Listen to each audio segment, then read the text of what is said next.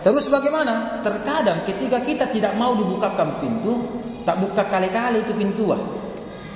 Apa artinya? Apa artinya? Terkadang ada orang mengambil sebuah amalan tertentu. Saya mau sholat. Mau sholat apa? Surga. Surga.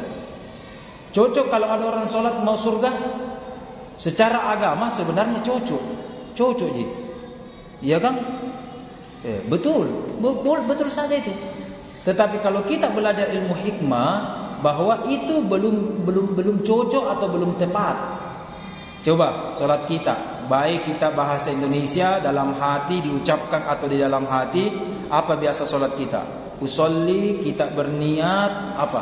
Lillahi ta'ala. Mana surga di situ? Mana surga? Tidak ada. Kita kemarin puasa Ramadan, nawaitu, kita berniat. Apa ujung-ujungnya niat kita? Lillahi ta'ala. Ya kan? Ada orang mau puasa mau sehat, ya oke. Ada orang mau puasa masuk surga, oke. Ada orang sholat supaya tidak disiksa kubur, oke. Ada orang mau begini supaya dapat rezeki, oke. Itu oke. Tetapi di sini kita diajarkan, ketika kita melakukan sebuah amalan tertentu, jangan dulu niatnya untuk yang lain, tetapi niatnya untuk apa? Untuk Allah Subhanahu wa ta'ala. Ini yang pelajaran kita bulan-bulan yang lalu, bahwa kita harus ikhlas lillahi ta'ala. Baca surah Waqiah, betul fadilahnya adalah rezeki, betul. Tetapi saya ulangi untuk kedua kalinya, karena saya sudah bahas kalau tidak salah beberapa bulan yang lalu. Saya ulangi untuk kedua kalinya, dan semoga tidak terulang lagi berikutnya, bahwa ketika kita membaca surah Al-Waqiah, sholat duha, betul ada fadilahnya, betul ya, ada fadilahnya. Kita tahu sholat duha rezeki, Waqiah rezeki, oke. Tetapi ketika kita sholat, mengaji dan seterusnya, jangan dulu niatkan yang utama itu. Ya, maksud tujuan kita hanya itu. Kita belajar dari hadis arba'in yang pertama. Hadis Nabi yang pertama juga di Bukhari. Hadis Nabi yang pertama di kitab Muslim. Hadis Nabi yang pertama di Abu Daud. Dan ini hadis Nabi ini, rata-rata kitab hadis Kutubut Tis'ah ini, itu rata-rata dia ditempatkan di hadis pertama. Apa bunyinya? An Amirul Mukminin Umar bin Al-Khattab radhiyallahu anhu qala, Rasulullah sallallahu alaihi wasallam bersabda. Ini biasa kita dengar ini. Innamal a'malu binniyati wa innamal likulli imri'in ma nawa. Kemudian, faman kanat hijratuhu ila Allah wa rasulih fa hijratuhu ila Allah wa rasulih. Wa man kanat hijratuhu lidunya yusibuha aw imratin yankihuha fa hijratuhu ila ma hajara ilaihi. Nah, ayat ini, hadis ini berbicara tentang niat. Ya kan? Siapa yang berniat karena Allah dan Rasul, dapat Allah dan dapat Rasul. Siapa yang beribadah niatnya untuk dunia, dapat dunia. Jadi, saya mau sholat duha, mau dapat rezeki, betul. Berarti dapat rezeki, dapat tojeng ke rezeki itu. Saya mau sholat duha, Al-Waqiah, mau dapat rezeki, supaya laris manis, supaya dapat bonus, supaya dapat ada tunjangan, ada apa? Oke, dapat betul, karena Nabi sudah menjamin fadilahnya itu ini. Oke. Tapi kasihan kita, bapak-bapak, ibu-ibu, kasihan. Kenapa saya katakan kasihan? Kalau cuma niat tak itu tonjol tidak dapat. Mau rezeki, itu jadi dapat. Tidak lebih. Ya. Mau ini, itu tonjol didapat, tidak lebih. Padahal masih ada lebih tinggi di itu. Di atasnya masih ada. Apa di atasnya makhluk? Satu, Khaliq, pencipta. Ya kan? Apa di atasnya rezeki? Pemberi rezeki di atasnya. Ya. Berarti ada orang rezekinya dia niatnya, tetapi di atasnya rezeki yang kasih ke rezeki. Ya, saya tadi malam secara tidak sengaja, walaupun jarang sekali nonton, secara tidak sengaja terlintas ketika anak-anak melihat menonton televisi, langsung mamanya itu bicara sama saya, bagusnya di bapak, kenapa sayang? Bagusnya orang berteman dengan Raffi Ahmad, jauh nih orang kita di Makassar jadi ini. Jangan jauh-jauh Raffi Ahmad di sini. Tidak, itu nonton kasih nonton panggilkan. Wih, enaknya orang berteman dengan Raffi Ahmad kalau ulang tahun itu Irfan Hakim dibelikan Alphard. Enaknya begitu katanya. Ya kan? Oke. Apa artinya berteman memang dilihat Alphardnya dilihat, tetapi tidak sembarang loh bisa menjadi teman sahabat dari sesosok yang bernama Raffi Ahmad. Ya. Berarti kalau kita berteman kita tidak disangka dapat ki ini, dikasih ini dan seterusnya. Ya kan? Beda kalau ada orang minta, belikan saya ke ini. Sudah nih, kalau sudah makin dapat, sudah nih, tidak dapat ke hatinya. Ya kan? Ada misalkan orang kasih yang minta, memang perlu makan. Ada orang mungkin kelaparan, kemudian kita kasih 5.000, 10.000 atau uang biru, uang merah sesuai dengan keikhlasan dan kemampuan kita. Apa dia minta? Uang, makanan. Sudah nih, ya kan? Tetapi kalau yang minta itu adalah kita kenal. Anak ure, cikali, pintu, kita pade. Ya kan? Sini ki. Iya. Tinggal di rumahku. Ya, tinggal di rumah, tinggal kini jaga anuku apa dan sebagainya, bantu-bantu ke ini. Bantu-bantu ke bersihkan rumah, bantu-bantu ke ini ya insyaallah ya kan? Ada anakku, panggil tahu anak tak. Apa bedanya? Kalau ada di jalanan yang kita tidak kenal, apa kita kasih? Uang cukup. Besok mungkin tidak ketemu. Ya. Tapi kalau kita kenal dengan orang tersebut, bagaimana? Besok-besok kita dipanggil. Besok-besok bahkan kita tinggal di rumahnya, bagaimana?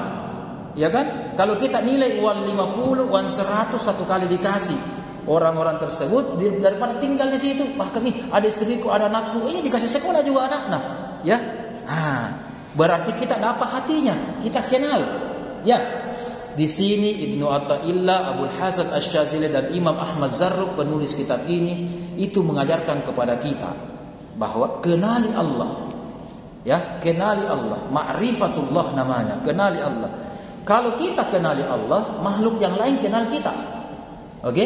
Kalau kita sudah dapat tanda kutip hatinya Allah, pengimasannya Allah, rahmatnya Allah, apa yang Allah tidak kasih? Belum pikir minta dikasih. Oke? Begitu. Oke? Contoh, anak tak. Sekolah jauh-jauh anak tak. Mahal SPP-nya anak tak. Sekolah di luar negeri anak tak. Ya. Namanya anak, kita tahu jadwal SPP-nya, ya kan? Kebutuhan hari-harinya, bahkan anak itu belum diminta kalau ada dina kiringan ki. Ya. Ada di sini mungkin jauh-jauh sekolah anaknya, apakah di luar negeri, di luar kota, ya kan? Pak, adakah orang tua yang merupakan darah daging kita ini anak tak? Kita kasih sekolah di luar negeri, di luar kota, di Jakarta, di Jawa, di mana, kita tidak kirimkan uang. Pasti bilang kalau ada jelebihin anak, atau biar mas saya makan sebegini, pasti dikirimkan kan? Begitu ibu, begitu. Lebih anakku makan daripada saya yang makan enak, baru anakku di sana tidak makan, pasti begitu kan? Nah, berarti orang yang kita kenal, ini ibaratnya ketika kita hanya minta Allah, minta ini. Makanya kita diajari jangan cuma itu diminta. Kita ini cari bagaimana kita kenali Allah.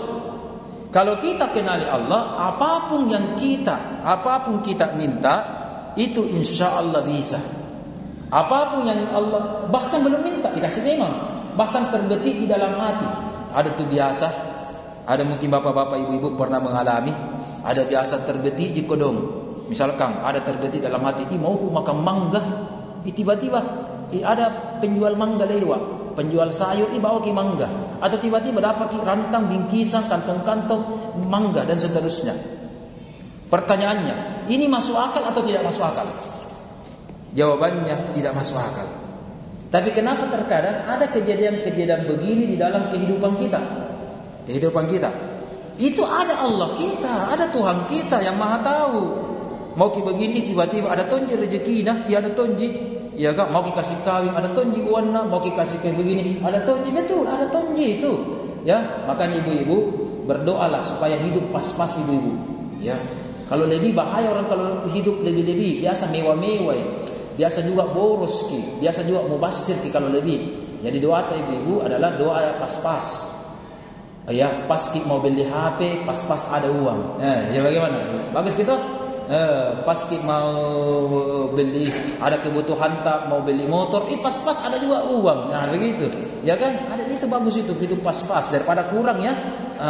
Kurang. Jadi kalau saya pilih kurang, pas atau lebih. Kalau lebih terlalu mewah kurasa. Ya pas-pas lah. Pas butuh ini, ya mau ke rumah, mau ke apa, pas-pas ada tuh gitu, ya kan? Anak tak juga sudah dewasa, pas-pas ada milamar ki atau dapat jodoh dan seterusnya. Ini namanya pas-pas, pas-pas sekali ya. Itu. Sehingga ketika kita mengenal Tuhan kita, pencipta kita, nah apapun yang kita minta, insya Allah ada. Makanya wajar sekali itu kalau dulu ada cerita-cerita karomah dari waliullah, dari penderita kita, wali Songo, kalau di sini wali Pitu, ya, ada kisah-kisahnya dikatakan mustahil itu. Ya, Imam Lapeo ketika di Mandar diceritakan oleh cucunya ada menara yang miring, kemudian gurutta Imam Lapeo dari miring ini, kemudian jarinya cuma kasih begini, lurus kembali sampai sekarang dan menara itu masih utuh. Akal ini pasti menyebut, logika ini pasti menyebut kalau ada orang Amerika, orang Barat, orang filsafat pasti mengatakan, cerita kosong ini, omong kosong, cerita keropok, ini mitos gini, tidak masuk akal. Tapi kalau banyak yang lihat dan itu terjadi misalkan, terjadi bagaimana? Ya, sehingga dikatakan, betul. Beberapa saat yang lalu ada seorang mahasiswa di luar sana, dia curhat kepada gurunya. Dia bilang, sakit kak guru, sakit kak ustaz. Sang guru hanya mengatakan begini, ada itu namanya ini, ada orang Bone di sini. Apa lagi namanya itu, Nabi bilang itu hari gua mampu namanya, gua mampu. Ya, ada itu namanya Gua Mampu. Ya, Gua Mampu di daerah bukit-bukit. Ya, di situ ada kuburan neneknya katanya. Kemudian sang mahasiswa itu menangis. Kenapa anda menangis? Menangis tidak apa-apa misalkan begitu kan. Bila saya menangis guru karena pasti guru tidak pernah ke tempat itu. Saya lagi cucunya tidak pernah ke tempat situ. Misalkan, ya gitu. Oke. Tapi kenapa guru bisa tahu? Kenapa guru bisa tahu bahwa ada lokasi begitu dan seterusnya. Di situ ada ommu di situ mungkin ulama ommu di situ dan seterusnya. Coba di situ minta solusi, minta apa dan sebagainya. Kenapa ditahu lagi dengan ada ommu di situ? Padahal tidak pernah saya cerita dan seterusnya. Pertanyaan dan kisah begini. Ya, kalau orang-orang kafir yang dengar, orang yang setengah-setengah dengar, omong kosong itu, misalkan. Tapi saksinya banyak. Dan ketika ditanya, ada begini toh, ada begini, kenapa betul? Pertanyaannya siapa yang tanya itu? Jawabannya gampang, majikan kita satu, Allah namanya. Ya. Jadi kalau bos tak yang tanya keadaan, anggaplah kita ini kan budak semua, hamba Allah kan budak, Kalau bos tak tanya bagaimana? Ya, bos tak yang tanya, ada begini. Kenapa itu wajar, ada bos tak. Bos tak itu maha pintar.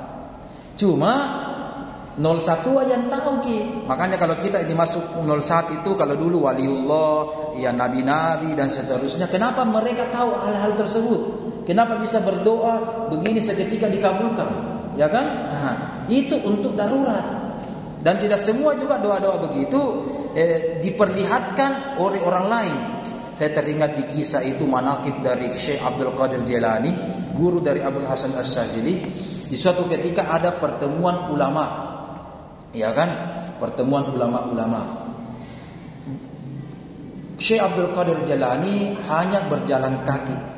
Tidak menggunakan kuda, tidak menggunakan ini. Kemudian para temannya itu berkata, engkaulah bos kami. Engkau namanya Sayyid. Sayyid artinya penghulu dari semua wali. Engkau adalah cucu Nabi. Ya. Kalau engkau mau hilang-hilang, Abdul Qadir, Syekh, bisa. Kalau engkau mau jalan di atas air, bisa. Mau terbang, bisa. Karena saking dekatnya engkau kepada Allah. Saking dekat. Percaya tidak percaya. Tetapi kenapa kita jalan jaki? Bahkan di sini posoki. Iya. Ilmu-ilmu begitu tidak sembarang juga. Saya juga mau rasakan sebagai manusia biasa. Terkadang doa-doa begini darurat dipakai, penting dan sebagainya. Saya juga malu. Coba lihat orang-orang terdekat sama Allah. Walaupun kita dekat sama Allah, biasa alih-alih tondaki juga. Ya kan? Ada biasa Purinanta, Omta, Cikalinta, Saudarata, ya kan? Atau bahkan orang tua yang melahirkan kita, terkadang kita segan juga sama dia, padahal dekat sekali ya, dekat sekali. Mungkin darurat kita minta. Habis di pulsa, habis di kota atau apakah baru minta misalkan ya, itu pun malu-malu ini juga kepada Allah orang-orang yang terdekat. Kenapa? Niatnya dia beribadah ketika takbir, dia tidak peduli lagi surga atau neraka, tidak peduli. Ketika dia sholat, dia tidak ingat lagi. Ada yang bilang orang diingat di sendalnya, diingat di apa? Oke. Tapi orang-orang yang di sini mengingat Allah Subhanahu wa taala, melakukan sebuah amalan hanya karena Allah. Kalau kita niatnya karena Allah, semua kena. Kalau kita hanya makhluk, itu jadi dapat. Saya berniat sholat mau masuk surga. Betul mulut tak lillahi ta'ala. Tapi kalau hati tak mengatakan mau masuk surga, oke, masuk surga jadi. Sudah nih? Sudah, cukup. Supaya tidak disisakan neraka. Oke, tidak masuk ke neraka, insya Allah tidak masuk ke neraka. Rajin jaga sholat, oke, cukup. Tapi hamba-hamba Allah yang kenal Allah berkata begini, kan sholat itu kita niat untuk apa? Lillahi ta'ala. Masa kita tidak berjumpa dengan Allah? Padahal akhir surah Al-Kahfi dikatakan, wa man kana yarju liqa Allah. Siapa yang mengharap bertemu dengan Allah? Berarti memang ada janji Allah dalam Al-Quran bertemu dengan Allah, ya, bertemu dengan Allah. Falyamal amalan salihah, yaitu hendak melakukan amal soleh. Wala yusyrik, dan jangan musyrik. Nah, menurut al-hikmah dengan menurut ilmu syariat beda arti dari kata wala yusyrik, tidak musyrik.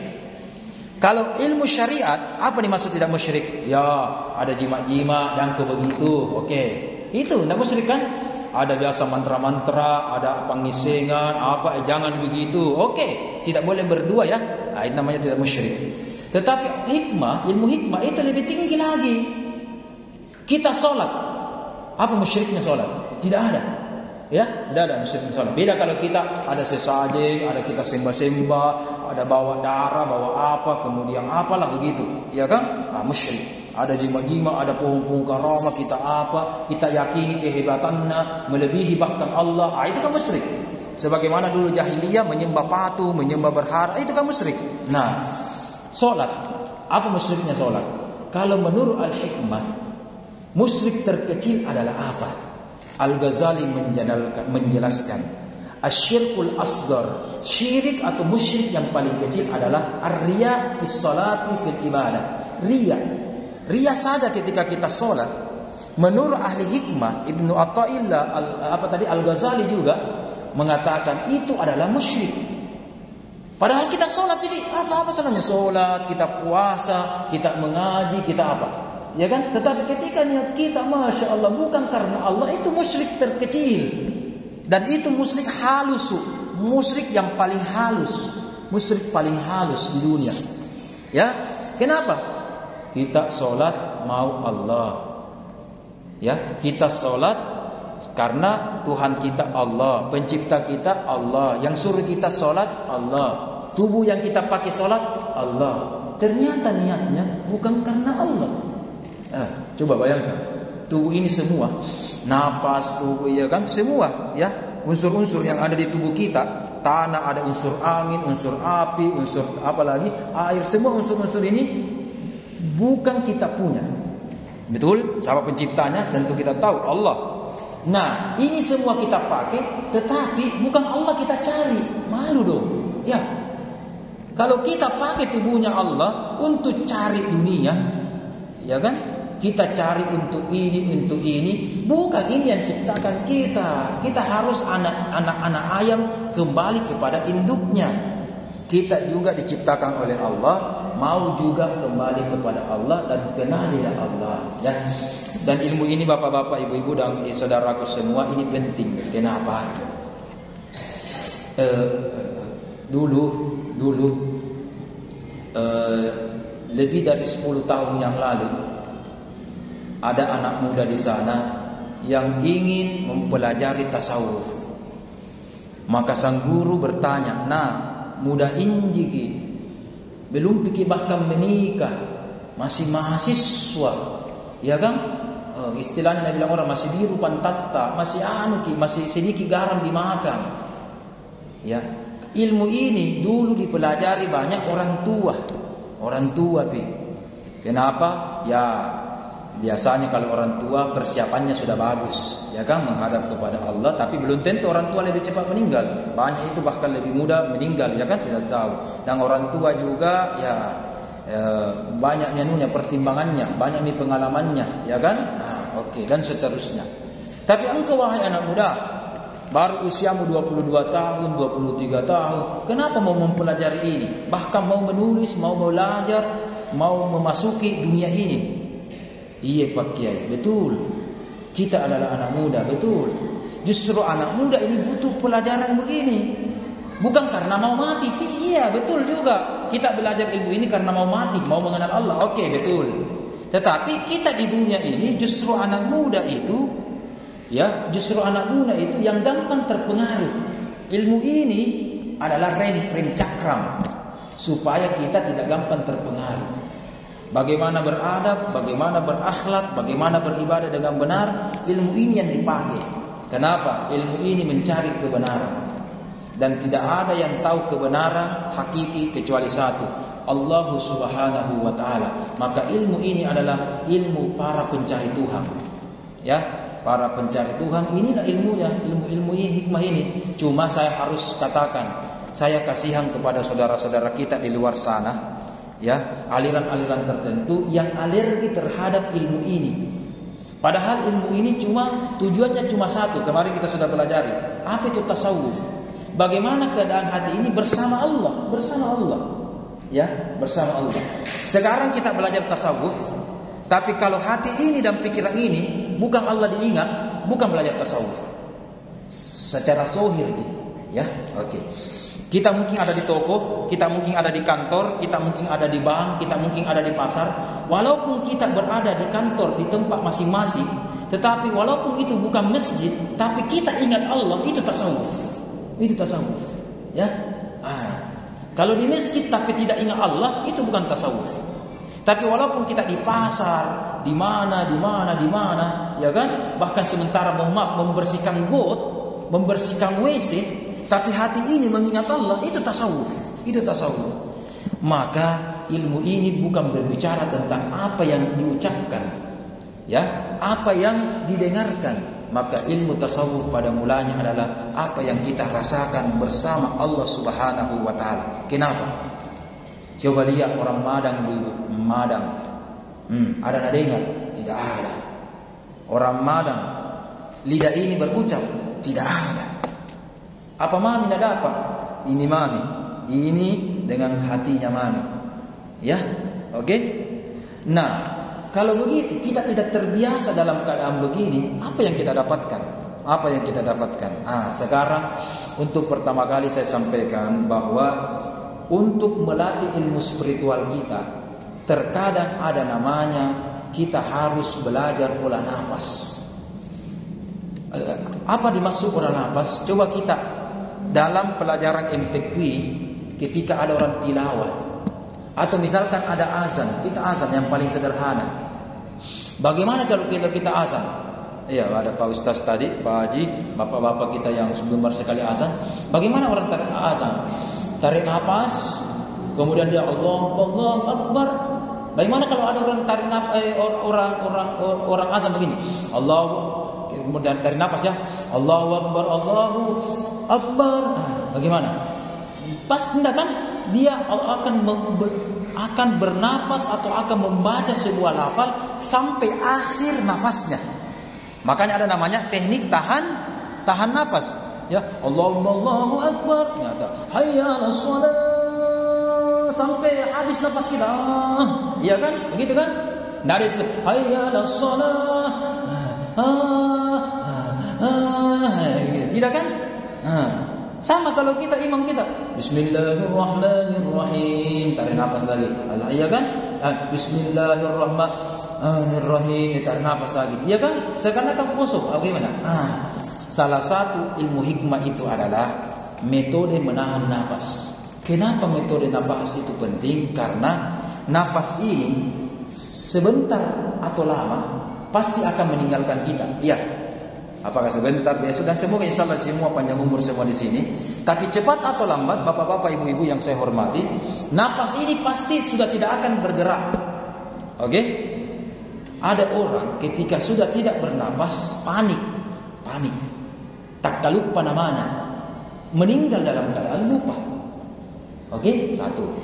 Ada orang sudah terbiasa menahan napas, sehingga besok-besok ternyata itu napas terakhirnya.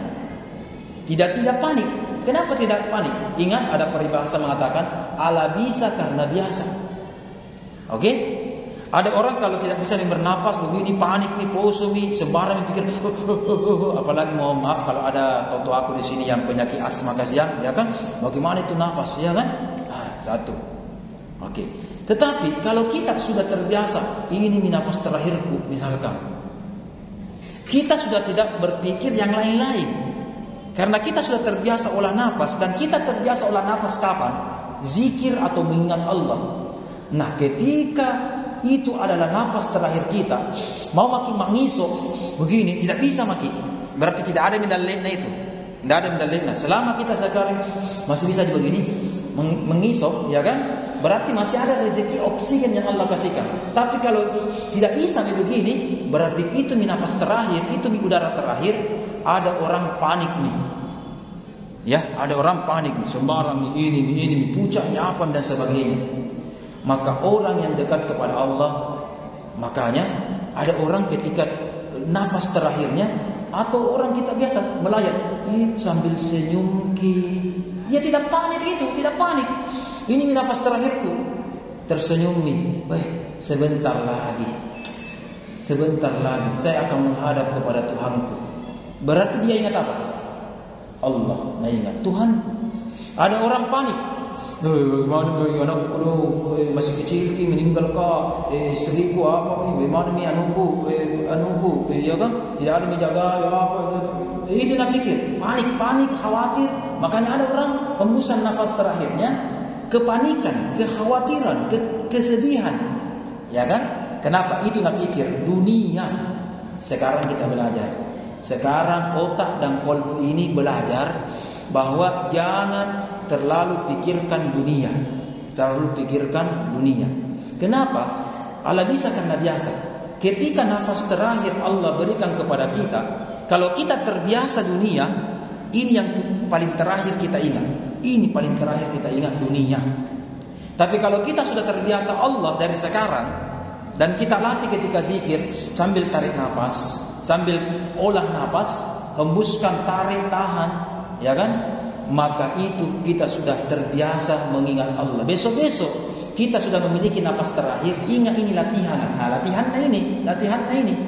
Ya, ketika kita sudah panik ini adalah nafas terakhir, maka kita sudah terbiasa latihan. Apa yang kita lakukan ketika nafas terakhir, tahan nafas, berzikir mengingat Allah, maka kita langsung terbetik secara otomatis. Kalau begitu, ini nafas terakhirku, ingat latihanku kemarin. Apa latihanku kemarin? Nafasku kemarin yang tahan nafas kah? Hanya saya peruntukkan untuk zikir. Kalau begitu, zikir. Sudah. Inna lillahi wa inna ilaihi raji'un. Inilah dikatakan husnul khatimah.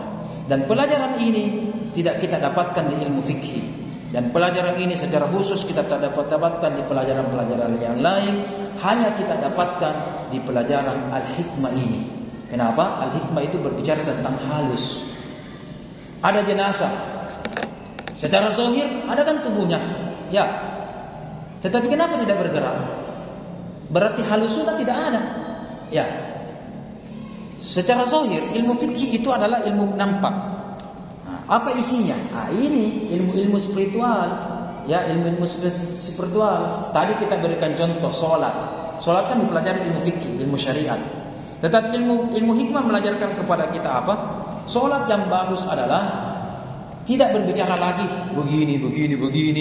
Bismillah tidak bismillah, kunut gitu, fikih gitu. Yang Allah lihat itu hati tak. Apapun cara takbir tak, yang penting sesuai dengan tuntunan, ada hadisnya dan seterusnya begini. Orang spiritual tidak mau berdebat begitu. Yang berdebat adalah tadi kita sholat ini 3 rakaat ikhlas atau tidak. Tadi kita sholat mulai takbir sampai salam, ingatan kita berapa persen ingat sama Allah. Itu yang kita bicarakan. Kenapa? Ingatan dan hati ini yang nanti bertemu kepada Allah. Ya kan, ini tanah, ini tangan, begini, telinga begini. Ini kan nanti kembali ke tanah ji. Nanti menghadap kepada ibu pertiwi tanah. Tetapi ini semua akan kembali kepada Allah. Jiwa ini nanti kembali ke Allah. Nah, kalau jiwa ini tidak pernah mengingat Allah atau tidak kenal Allah, lari kemana nanti roh itu kalau dia tidak kenal Allah? Maka kita sekarang belajar kenali Allah. Ketika roh ini sudah meninggalkan rumahnya di bumi, kalau begitu di mana rumahnya? Ya, kembali kepada siapa? Ya kan? Gentayangan nih kemana? Maka orang yang mengetahui di mana tempat kembalinya, maka dia sudah tahu, oh saya harus kembali ke sini, terutama kembali kepada Allah. Makanya kita bilang apa? Inna lillahi wa inna ilaihi rajiun.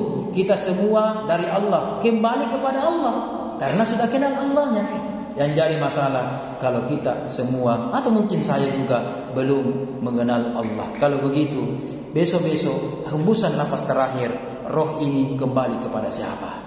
Ya, untuk itu mungkin demikian dari kami. Ada yang ingin bertanya mungkin atau bagaimana? Ya, ingin. Silakan Pak. Silakan Tabi. Iya, sama-sama.